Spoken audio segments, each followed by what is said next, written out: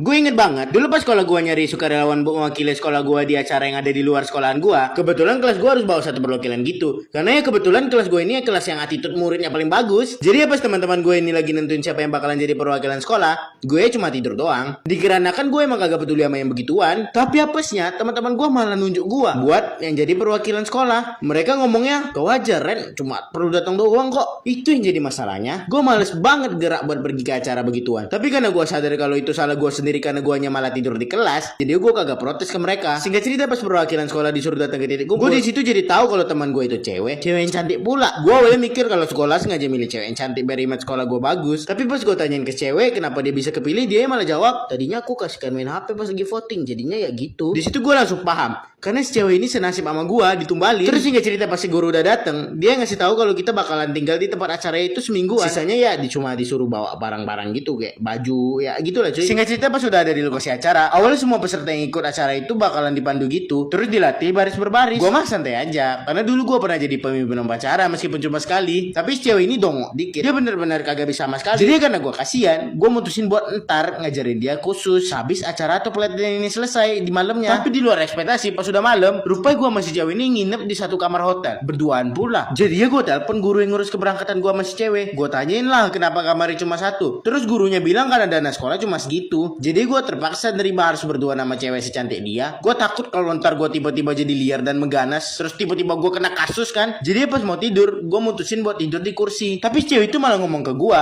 mau di kasur juga lah Ren, empuk loh. Terus dia nepok-nepok kasur gitu. Jadi ya mau kagak mau, gue nurutin apa yang diomongin. Tapi gue tetap jaga-jaga dengan batasin dia sama gue pakai bantal gitu. Terus pas di pagi hari, gue kan bangun duluan tuh. Gue lupa kalau gue ini tidurnya rusuh banget. Pas gue bangun, gue sadar kalau gue lagi pelukan sama si cewek. Karena si cewek ini masih tidur, karena pas itu masih jam 4 pagi. Jadi gue mutusin buat ngelepasin diri dari dia pelan-pelan supaya dia kagak kebangun. Tapi apesnya dia malah ngeratin pelukan dia ke gua. Jadi gue mutusin buat bangunin dia, karena gue pikir kagak mungkin lah gue diem-diem sama dia soal beginian doang untuk 5 hari ke depan. Gue bangunin dia jadinya. Oh ini bangun kocak, sholat.